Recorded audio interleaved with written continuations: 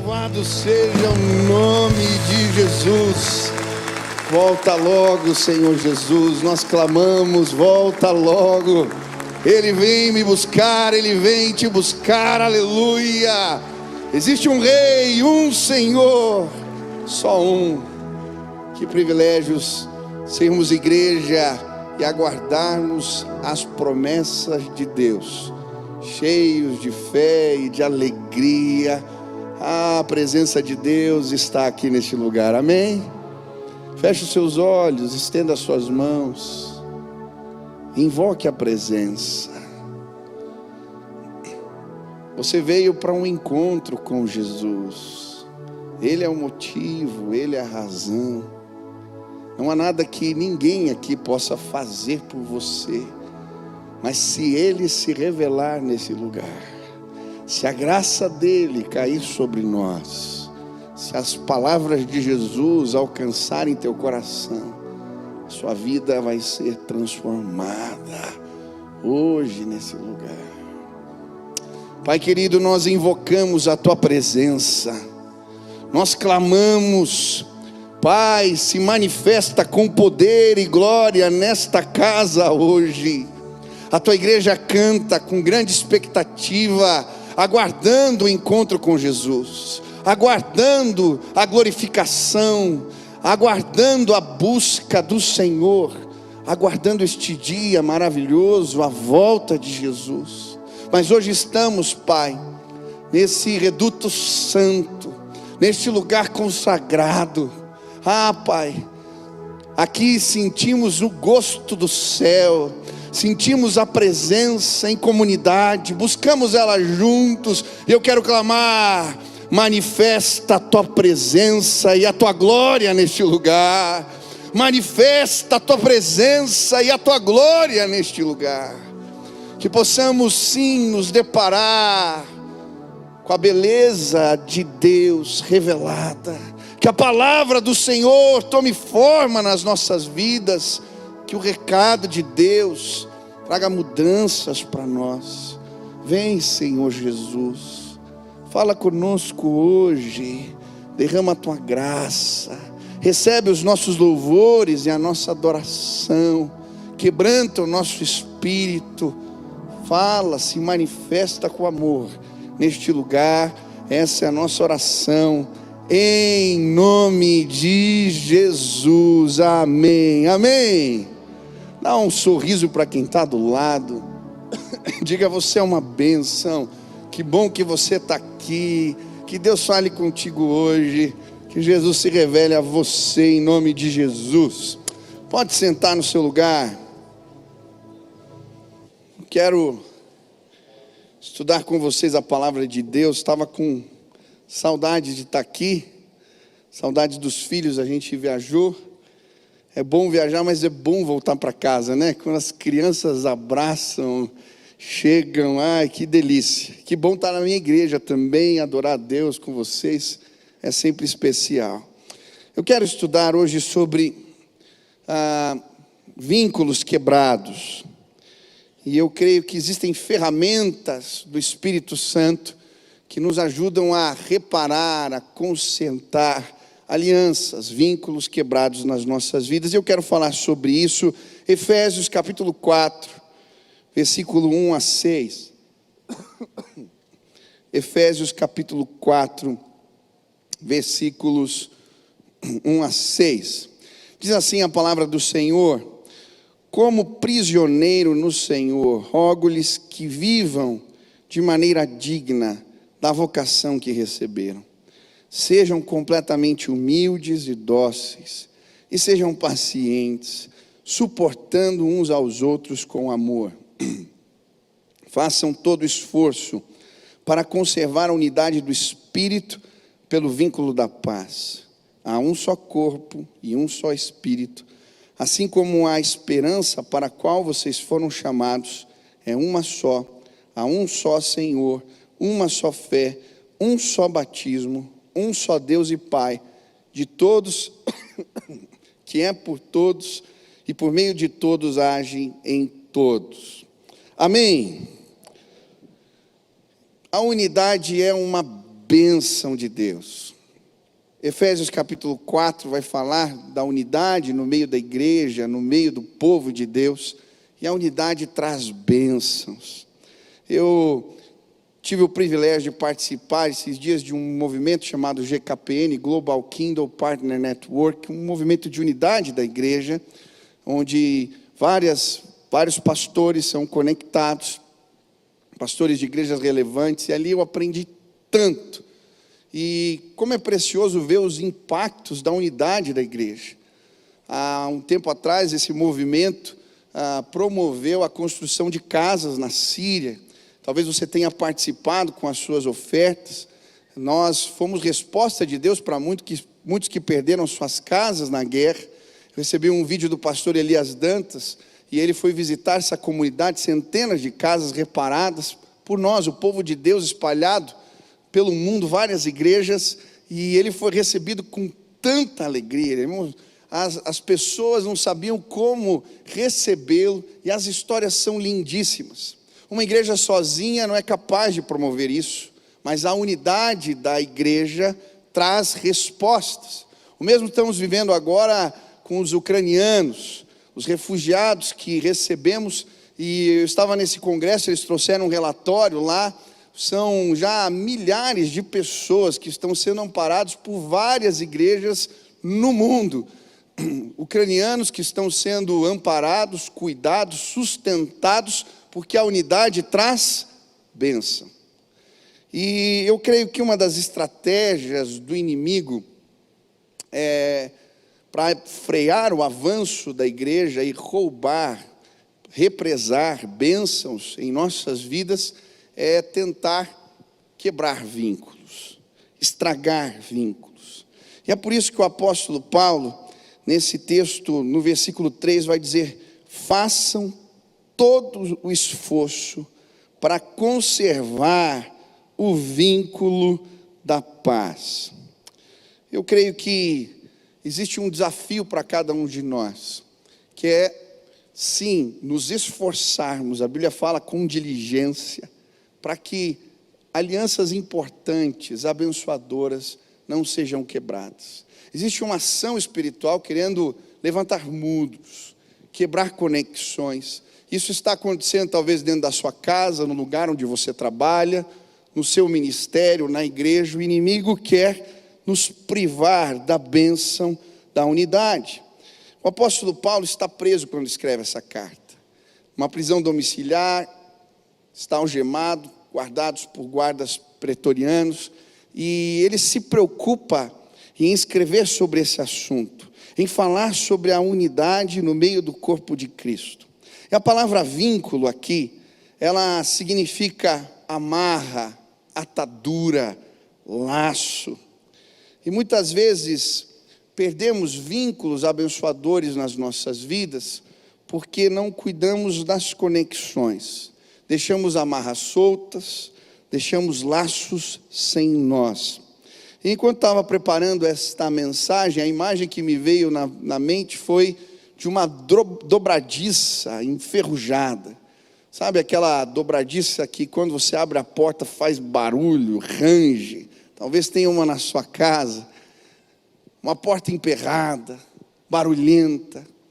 E a visão que Deus me deu foi óleo sendo derramado nas dobradiças das portas. Eu creio que hoje Deus vai derramar óleo do Espírito para restaurar conexões quebradas na sua vida. Eu não sei que conexões são essas. Talvez marido com esposa, filha com pai, talvez amigos na igreja, projetos. Eu não sei que conexões se quebraram na sua vida. Mas eu creio, hoje o óleo do Espírito pode ser derramado. Conexões importantes, abençoadoras, vão ser restauradas na sua vida em nome de Jesus. Você crê nisso? A Bíblia fala de algumas ferramentas que encontramos no Espírito Santo de Deus que podem nos ajudar a restaurar vínculos. Nesse texto ela vai falar de 7. E eu não vou contar 7 ferramentas hoje aqui, senão a gente vai terminar o culto meia-noite. Mas eu quero falar de duas ferramentas do Espírito que podem te ajudar a começar a restaurar vínculos na sua vida. A primeira, o texto vai dizer: sejam completamente humildes e dóceis, sejam pacientes, suportando uns aos outros com amor. A primeira ferramenta do Espírito que nos ajuda a restaurar conexões é o amor. E a Bíblia vai nos falar do amor aqui como suporte.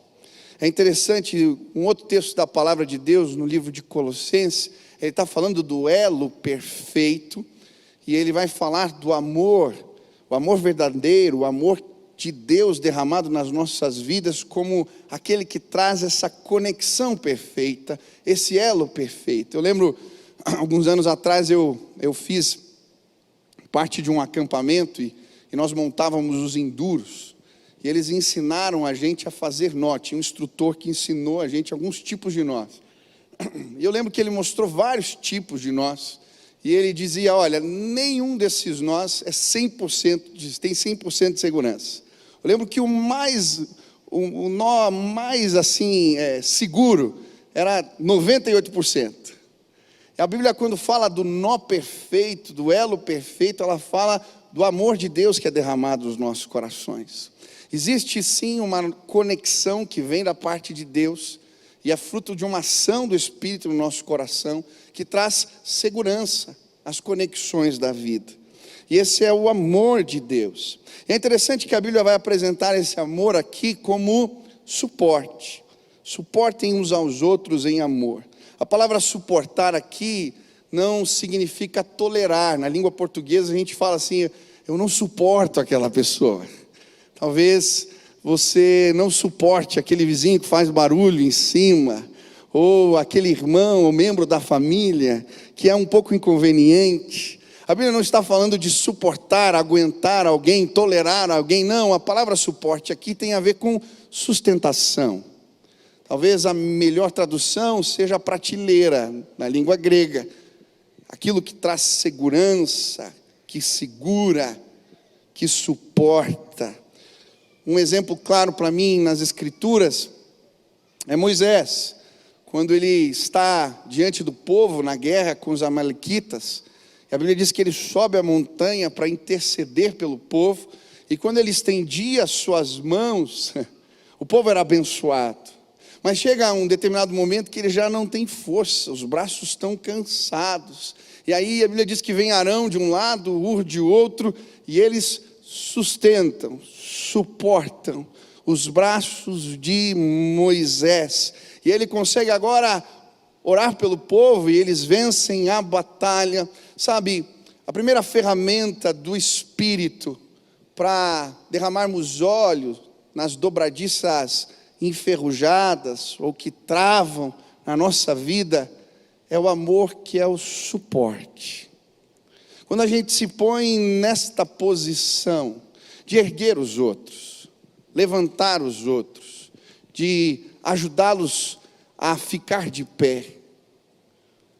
Sabe, existem pessoas na história da igreja que fizeram isso. Esses dias eu estava estudando a história dos diáconos.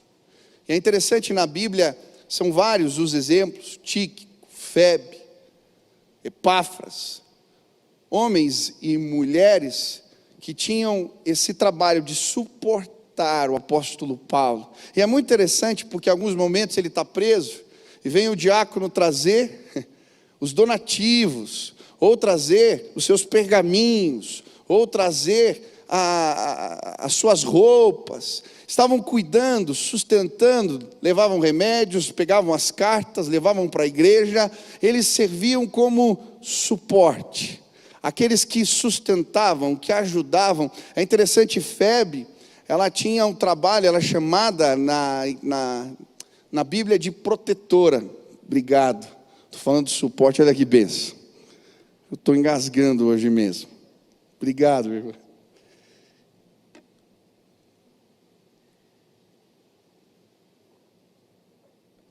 Febe, ela era chamada na Bíblia de protetora. E ela é aquela que sustentava. O trabalho dela era um trabalho público, ela literalmente ajudava pessoas que estavam numa situação social complicada a se levantar. E agora, essa mesma proteção que ela exercia no seu trabalho, a Bíblia vai dizer que ela fazia com o apóstolo Paulo, o ajudando a ficar de pé, o sustentando em amor. Sabe, muitas vezes perdemos vínculos importantes, abençoadores nas nossas vidas, porque não estamos dispostos a levantar os outros, suportar, sustentar. Eu fiquei muito feliz essa semana antes de viajar. Nós tivemos aqui uma vigília dos diáconos e dos pastores da igreja, e foi muito especial. Eu não lembro de ter participado antes de uma vigília desses dois grupos apenas. E que especial a gente se reunir e sentir o suporte em amor. Aqueles irmãos, eles, durante a semana, durante o mês, fizeram um compromisso de oração, adotaram os pastores, distribuíram entre os diáconos os pastores da igreja. E eles começaram a orar. Então eu recebi a ligação do meu padrinho de oração. E ele me ligou, depois mandou um presente para minha casa, depois veio aqui falar comigo. E nesse dia eles estavam todos lá para orar por nós. Queridos, foi tão tremendo. Eu vi pastores chorando ali, enquanto esses irmãos impunham as mãos sobre a cabeça deles e ministravam.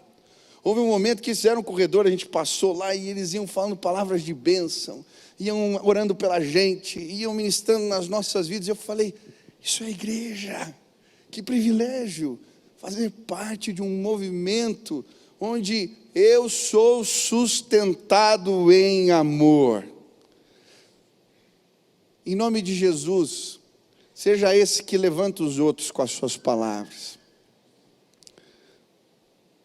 Sabe, você pode sustentar a sua casa em amor ou simplesmente derrubá-la.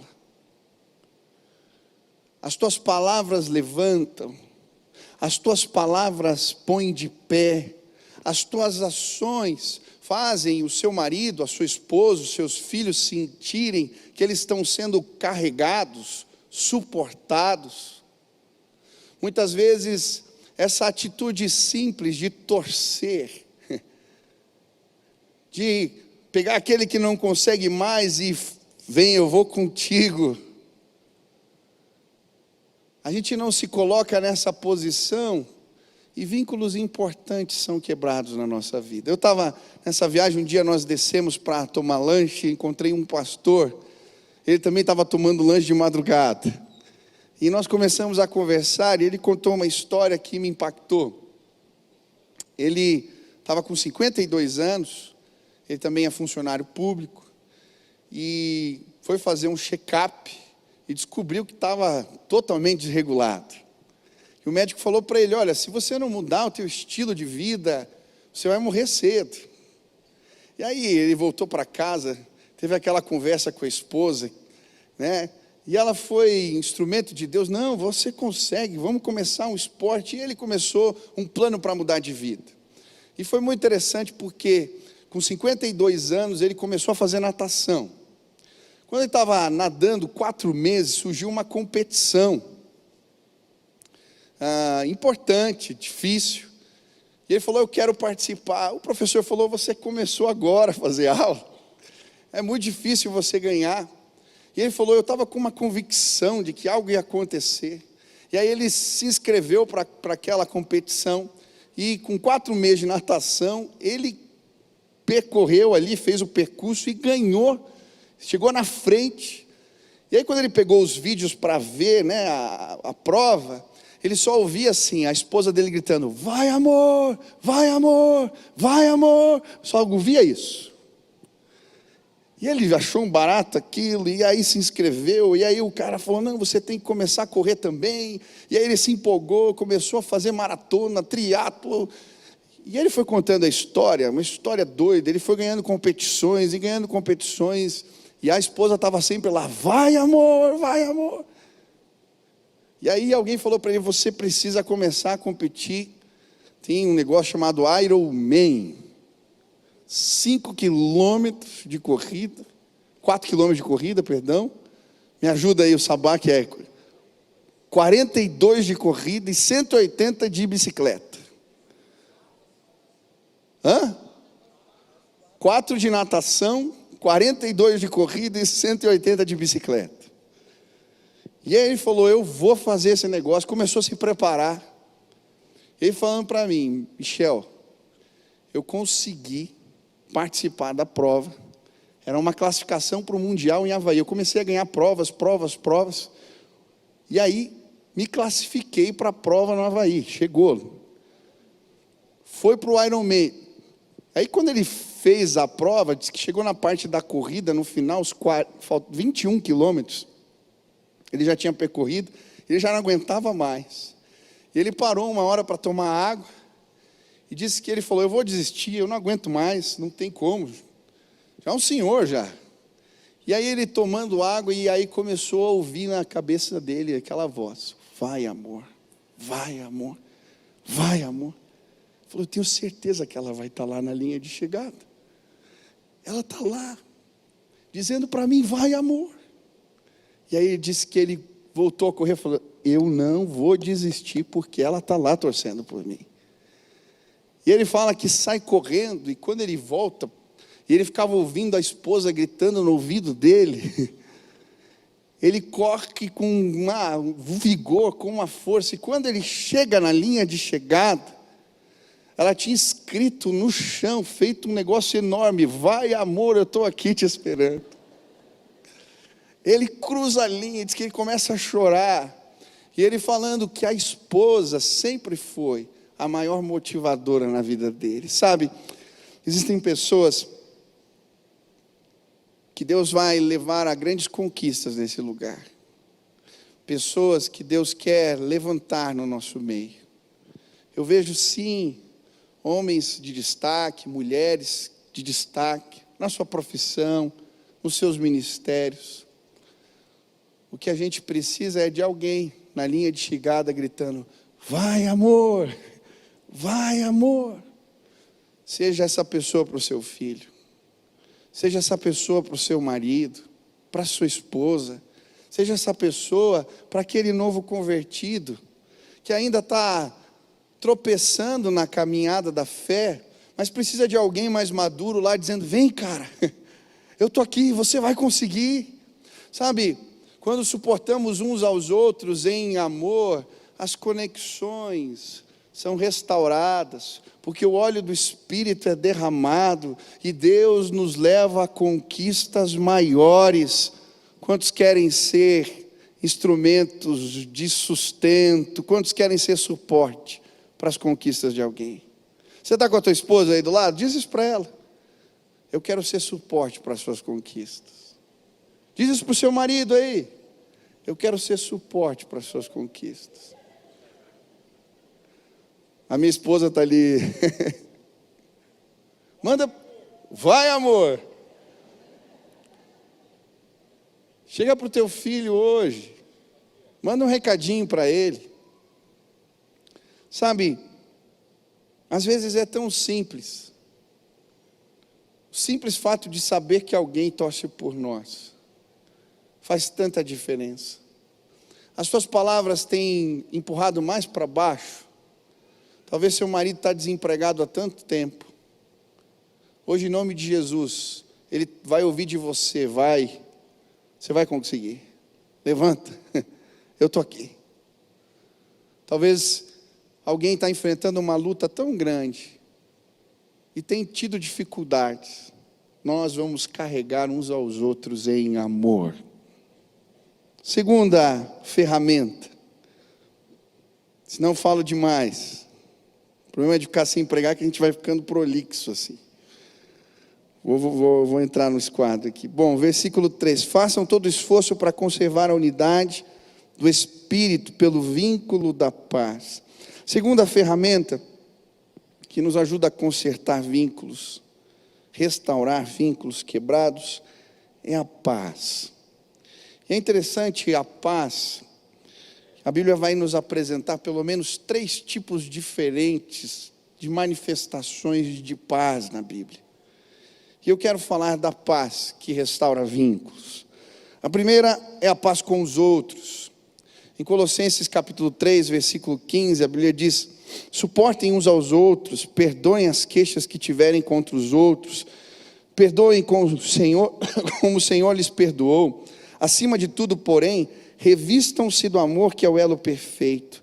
Que a paz de Cristo seja o juiz em seus corações, visto que vocês foram chamados a viver em paz, como membros de um só corpo, e sejam agradecidos. Talvez você já usou esse versículo: seja a paz o árbitro do nosso coração. Talvez na hora de tomar uma decisão, muitas vezes a gente usa esse texto nessa perspectiva. Se eu sentir paz é porque Deus está arbitrando. Mas o texto não está falando exatamente disso aqui. Se você observar bem, ele está falando sobre a nossa relação com os outros. Ele está falando de perdoar, de suportar. E aí ele está falando: olha, você quer ter paz com os outros? Você quer ter uma boa relação com os outros, ter um vínculo com os outros abençoador? Seja a paz o árbitro do coração. Em outras palavras, no tribunal do teu coração, quem é que julga os outros? Ou o que é que julga os outros? É a paz de Deus? Ou os seus sentimentos, as suas emoções, a sua razão? O que arbitra em relação aos outros no tribunal do teu coração? Muitas vezes perdemos as conexões importantes na vida, porque o que arbitra, o que julga no tribunal do nosso coração o outro, não é a paz de Deus. A Bíblia vai dizer que o nosso coração é enganoso, as nossas razões são falhas, e muitas vezes submetemos os outros a juízos sem a paz de Deus como árbitro. Sabe, esses dias eu estava lembrando de um filme que eu assisti, Os Miseráveis, aquele musical, e é muito interessante a cena, quando Jean Valjean, que é o personagem principal, ele já tinha sido preso e agora foi abrigado por um clérigo na sua casa, é o único que lhe estende as mãos, e ele então tem um problema, uma recaída, e acaba roubando aquele homem e é preso. E é muito interessante porque quando os guardas trazem ele de volta para a casa do clérigo, e então pergunta aquele homem: olha, ele está dizendo que foi o senhor que deu essas pratarias, esses bens para ele nessa sacola. E o clérigo vai dizer: fui eu mesmo. Fulana, fala para a empregada: traz os castiçais, faltaram ainda. E aí ela começa a colocar outras coisas no saco, os guardas vão embora, e aquele homem que tinha roubado o clérigo agora se vê numa situação desconfortável. No tribunal do coração daquele homem, a paz de Deus havia o julgado. Ele se depara com a misericórdia de Deus e a sua vida é transformada. Sabe, muitas vezes na minha vida, eu tive dificuldades de julgar pessoas, porque no tribunal do meu coração, quem arbitrava não era a paz de Deus. E a maioria das vezes que a paz de Deus não arbitrou, o que veio foi revolta, indignação. Eu lembro de uma vez que eu tinha sido lesado, prejudicado por alguém. Eu estava procurando os meus direitos. Falei, quem sabe? Era uma situação, não vou contar aqui, mas que eu ia ganhar com certeza na justiça. Mas eu entrei numa crise, eu sou um pastor, como é que eu vou processar uma pessoa? E eu fui orar, falei, Deus, mas eu tenho direito, ele me lesou. E eu lembro que eu abri a Bíblia, eu falei, Deus, seja o árbitro do meu coração. E quando eu abri a Bíblia, o texto que caiu foi assim: se alguém te tomar a capa, dê também a túnica. Aí, fechei a Bíblia, eu falei, tá bom, Senhor. Sabe, Você já levou a sua causa ao Senhor? Alguém te fez mal? Pastor, você não sabe o que aconteceu comigo. Eu não sei. Você também não sabe o que aconteceu comigo. Mas no tribunal do meu coração, quem julga, quem arbitra, é a paz de Deus. Você já levou? O que ele te disse? Você já submeteu? Quantos querem ter paz com os outros aqui? Em nome de Jesus, deixa a paz arbitrar no tribunal do teu coração. Quantos desejam essa ferramenta poderosa do Espírito? Segundo tipo de paz que a Bíblia nos apresenta é a paz com nós mesmos. Em Filipenses 4:6, a Bíblia vai dizer: não fiquem ansiosos por coisa alguma, antes levem as suas tribulações diante do trono de Deus com ações de graças. E a paz, que excede todo entendimento, guardará os vossos corações em Cristo Jesus. O segundo tipo de paz é a paz com nós mesmos. E a Bíblia vai dizer que essa paz interior que nos livra das preocupações da vida, que não nos deixa perder o sono. Eu estava lendo Atos 12, Pedro preso, sentenciado à morte praticamente, e ele está na cadeia dormindo. Eu, às vezes, tenho situações muito mais tranquilas e perco o sono. O que nos traz essa paz interior? O que nos priva ou nos livra das preocupações desnecessárias ou da ansiedade? Como é que conquistamos isso? E a Bíblia aqui traz 2 ensinos práticos, simples. Ele vai dizer: levem as suas tribulações diante do trono de Deus com ações de graças. É interessante que a Bíblia manda orar e agradecer. Estava nesse congresso e o pastor mexicano estava pregando, e ele contou uma história interessante, ele falando que a vida do crente precisa refletir uma dança entre a fé e o contentamento. A gente tem que aprender a dançar, ter fé que Deus vai fazer diferente, que Deus pode mudar as situações da vida, mas ao mesmo tempo se contentar, ser agradecido com aquilo que Deus tem nos dado. Ele estava contando a história que ele começou o seu ministério numa das regiões mais violentas do México. E logo no começo do ministério, da igreja que ele estava plantando naquela região, ele foi jurado de morte pelo chefe do tráfico na região. E ele entrou numa crise. Deus, por que eu aceitei esse convite? Estou aqui com a minha família, com os meus filhos, e eu estou colocando eles em risco. Por que eu estou nesse lugar? E ao mesmo tempo que ele tinha a fé que Deus podia o livrar, era difícil aceitar algumas situações. E muitas vezes a gente vive essa crise. Deus, por que isso está acontecendo comigo? Por que com o outro é diferente? Por que eu tenho que passar por essa situação? E ele contando que nesse contexto ele vai procurar o pastor dele, já um velhinho. E esse homem que havia o ensinado e o incentivado e ajudado no começo do ministério, começa a lembrar ele das promessas. Quando ele tinha começado, que Deus tinha falado de um derramamento do Espírito, de um movimento de plantação de igrejas que ia acontecer. E ele vai falando: olha, existem oportunidades na nossa vida que chegam com ameaças. Deus vai fazer algo. E ele volta para aquele lugar, continua o trabalho. E ele vai contando agora as experiências, porque ele ficou, porque ele obedeceu a Deus. Um número enorme de igrejas se multiplicaram naquela região. Deus o abençoou, Deus derramou graça, Deus derramou favor. E ele estava falando: olha, a gente tem que aprender a levar as nossas causas ao Senhor, com gratidão, com o coração leve. Eu não sei se você tem sido aprovado nessa dança. É difícil conciliar fé e contentamento.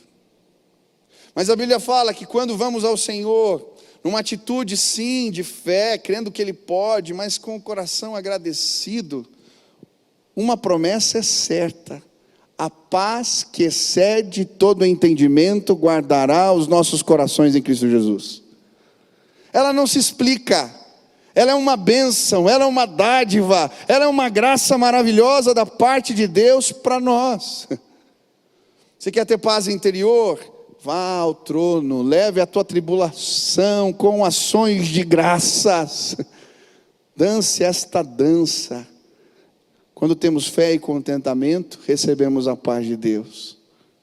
Mas a Bíblia também dá um outro conselho nesse mesmo texto. Ele vai dizer: tudo que é puro, tudo que é amável, tudo que tem boa fama, se algum louvor existe, se alguma virtude há, nisto pensais, e a paz de Deus guardará os vossos corações em Cristo Jesus. Você quer ter paz interior? Pensa no que é bom. A Bíblia está dizendo isso. Pensa no que é bom. Tudo que é puro, amável, boa fama, louvor. Pensa no que é bom. Eu lembro quando eu terminei o seminário e fui convidado por esta igreja para ser pastor, nós temos que fazer uma prova, que é a prova do concílio. E na prova do concílio, você é examinado por é uma prova oral, você tem que ser examinado por vários pastores, vários colegas, e são várias as perguntas. Eu lembro que eu estava bastante nervoso. Primeiro que eu sou filho do meu pai, e eu imaginava que ia ter um certo número de pastores no meu concílio. Eu também sempre fui no seminário um cara um pouco assim, diferente, vamos dizer. E, de fato, no meu concílio, estava tendo um congresso de pastores, deu acho que 70 pastores no dia da prova. E eu estava estudando, comendo a Bíblia, lendo os livros antes, e eu estava nervoso. Lembro, na véspera eu estava muito nervoso. Será? É uma prova, ainda ia vir a igreja participar.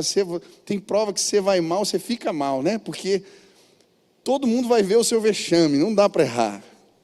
E eu estava preocupado. E eu lembro que eu recebi uma ligação de uma irmã aqui da igreja, uma senhora. Querida, ela falou assim: pastor Michel, não era pastor ainda. Michel, eu estava orando aqui por você agora de noite. Deus mandou ligar para você. Falei: amém, irmã. Eu tive uma visão, Deus me mostrou algo maravilhoso. Falei: o que foi? Falou: olha, você estava fazendo a prova e eu vi uma pomba sentadinha assim no seu ombro do lado esquerdo. Filho, amanhã Deus vai fazer algo maravilhoso, vai ser uma bênção essa prova.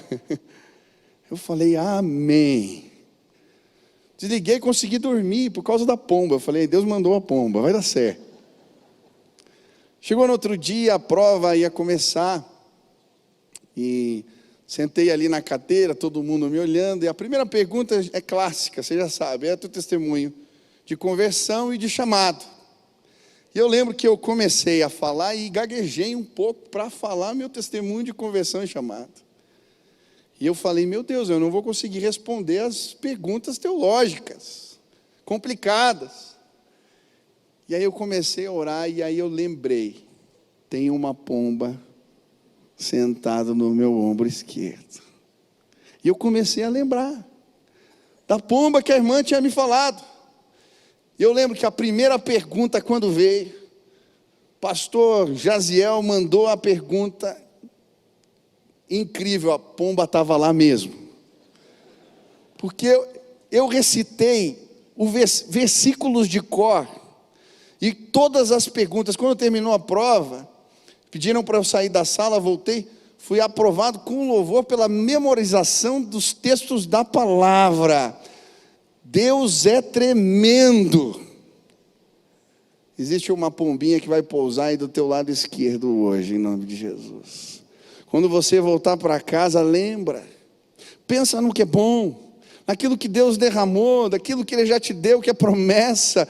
Sabe, talvez se eu estivesse pensando diferente, eu não ia conseguir terminar a prova. Hoje eu quero te desafiar a experimentar a paz de Deus guardando o teu coração. Você precisa ter paz com os outros, mas precisa ter paz consigo mesmo. Quantos querem isso? Terceira lição. A Bíblia fala também da paz que precisamos ter com Deus. Eu acho interessante em Mateus 10, quando Jesus envia os discípulos para pregar em casa e anunciarem que o reino de Deus chegou, Ele os instrui de tal maneira, diz assim a palavra: ao entrarem na casa, saúdam-na. Se a casa for digna, que a paz de vocês repouse sobre ela. Se ela não for, que a paz retorne para vocês. Se alguém não os receber, nem ouvir suas palavras, sacudam a poeira dos pés, quando saírem daquela casa ou cidade. Eu lhes digo a verdade, no dia do juízo haverá menor rigor para Sodoma e Gomorra do que para aquela cidade. Terceiro tipo de paz que a Bíblia nos fala é a paz com Deus. É interessante porque Jesus estava mandando eles anunciarem de casa em casa que as pessoas podiam ser alvo da bondade de Deus e não do seu juízo. Por isso ele fala: anunciem, e se alguém, um homem de paz, receber a palavra de paz, a presença do Senhor, a paz de Deus vai alcançar seu coração. Sabe o que a Bíblia vai nos ensinar, e essa é a história dos evangelhos, é que todos nós somos alvo do juízo de Deus. Como assim, pastor? A Bíblia diz que não existe um ser humano sequer justo na face da terra. Todos pecaram, estão destituídos, afastados da glória de Deus.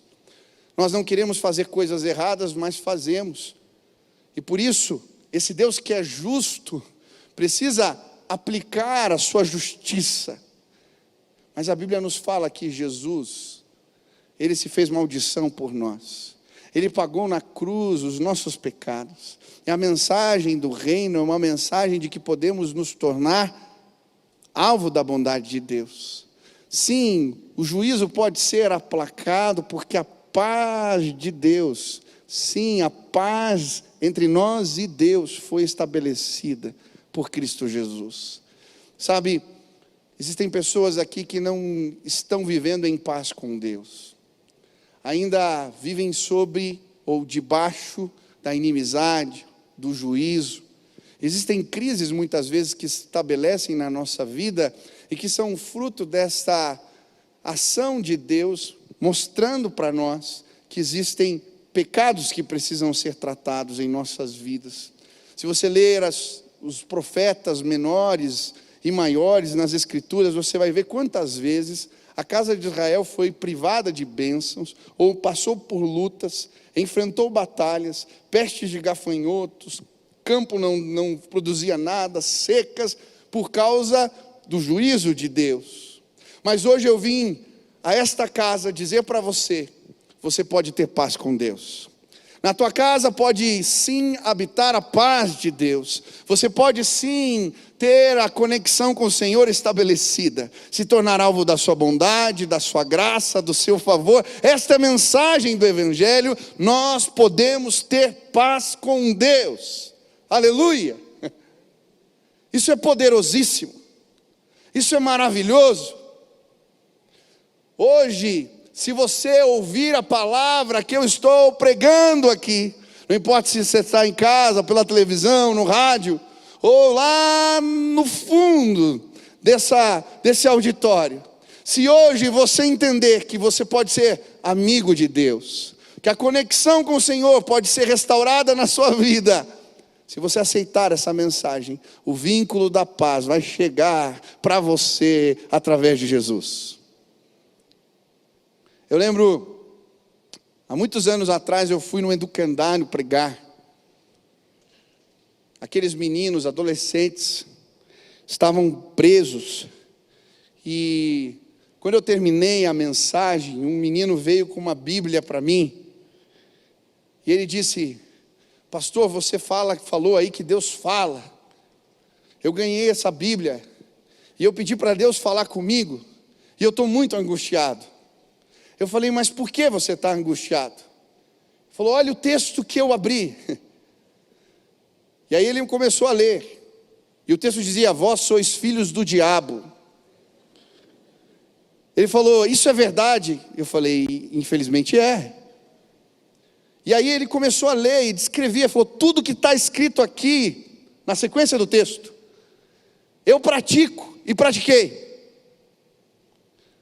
Tem jeito para mim? Eu falei para aquele moço: sim, hoje eu vim trazer uma mensagem. Jesus morreu na cruz por você. Leia a continuação do texto. E ele foi lendo. Você pode se tornar um filho de Deus, alvo da bondade do Pai. Hoje a paz e a conexão com Deus pode ser restaurada na sua vida. Deus me trouxe aqui para te explicar esse texto. Aquele moço teve um encontro com Jesus no educandário aquele dia, porque ele entendeu: eu posso ter paz com Deus. Não é fruto de merecimento. Eu e você não merecemos. É uma graça maravilhosa. Sabe, a paz de Deus, ela é real. Ela é tão real quanto o saco de compras que você faz no mercado.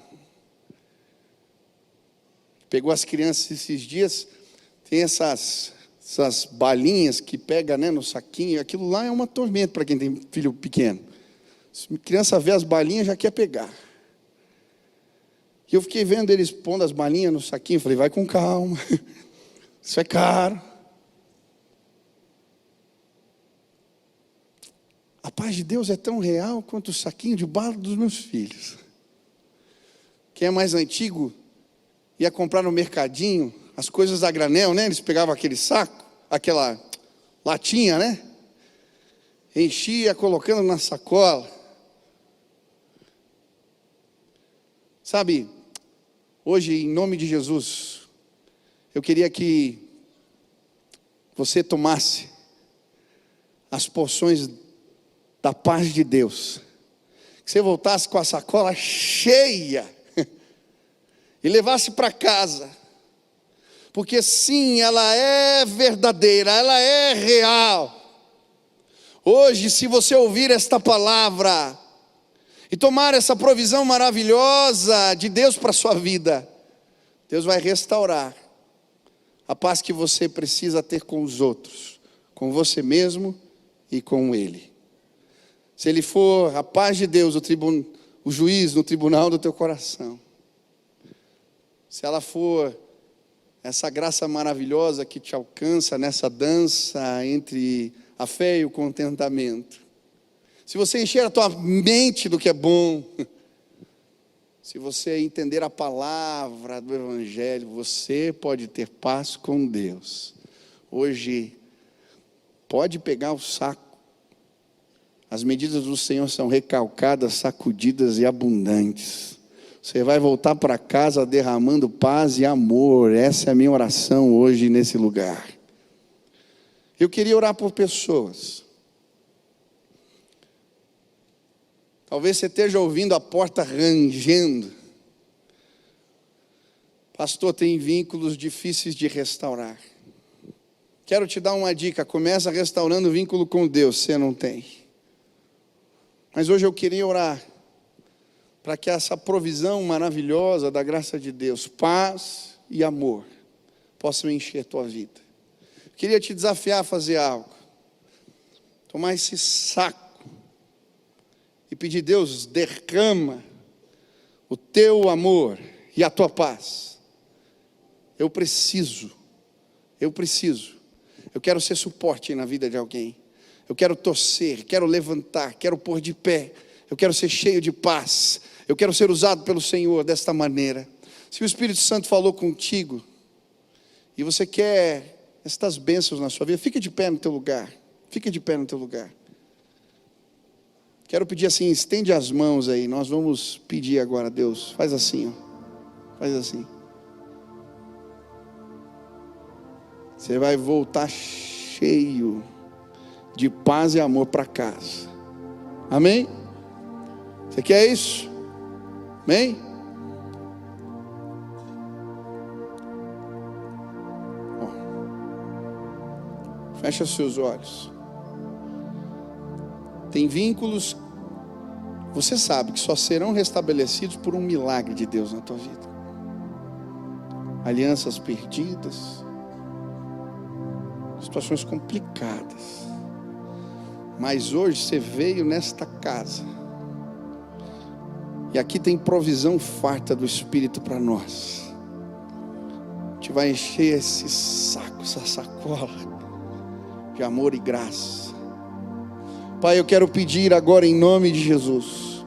Os meus irmãos estão com as mãos erguidas, pedindo pela uma provisão do Espírito na vida deles. Eu quero clamar que hoje o Senhor possa derramar amor e paz, amor e paz, amor e paz. Que as sacolas fiquem cheias, Pai.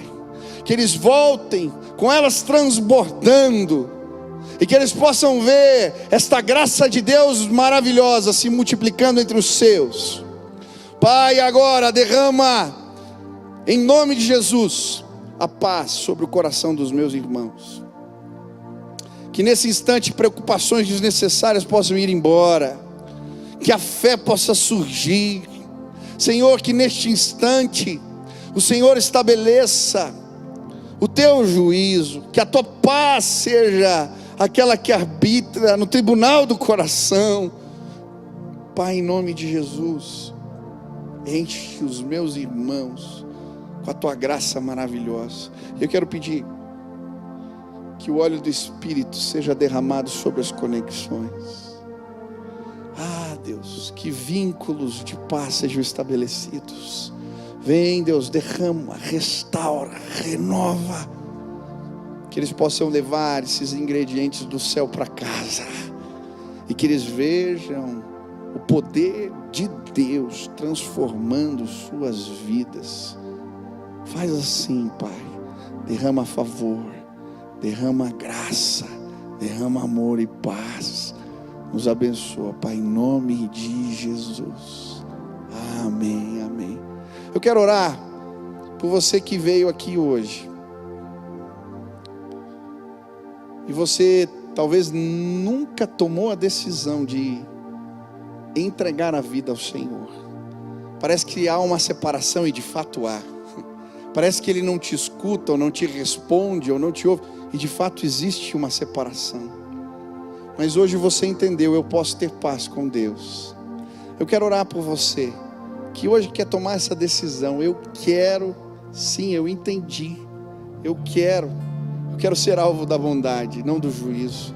Eu quero tomar, sim, sobre a minha vida aquilo que Jesus conquistou na cruz.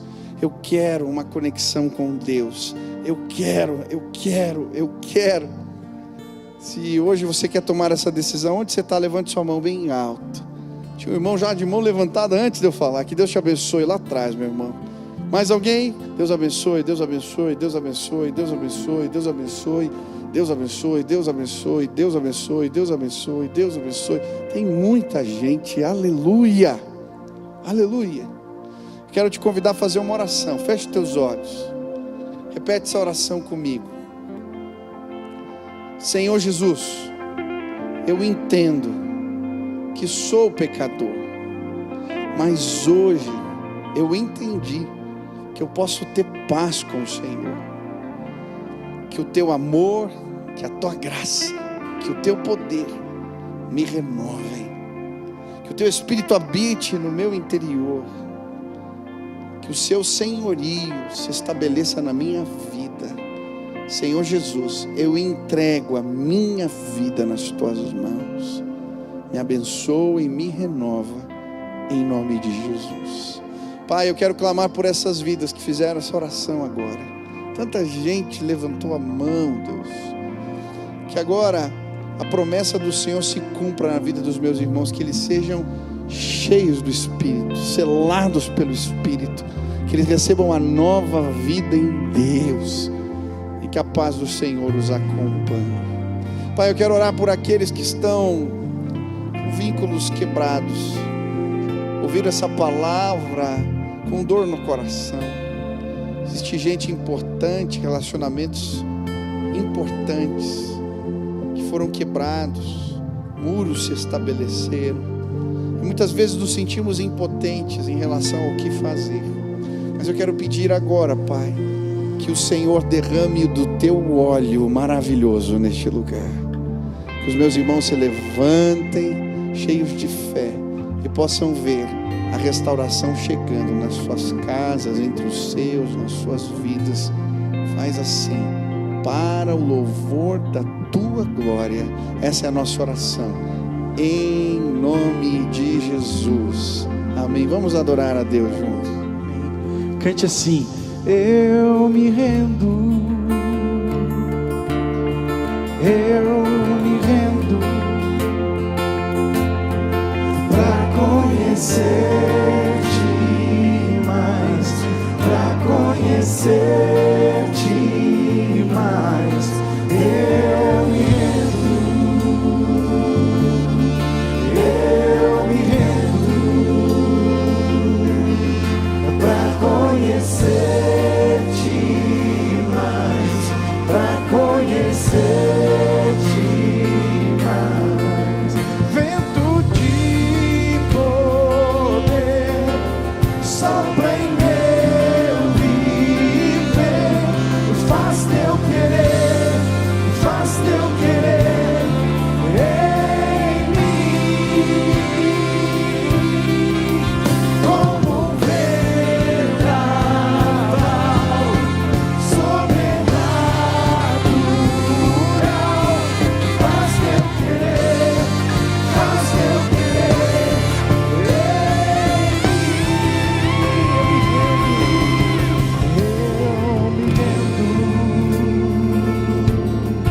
eu me rendo, pra conhecer-te mais, pra conhecer-te mais. Amém, glória a Deus. Aleluia. Quem foi abençoado hoje aí? Glória a Deus. Bênção demais.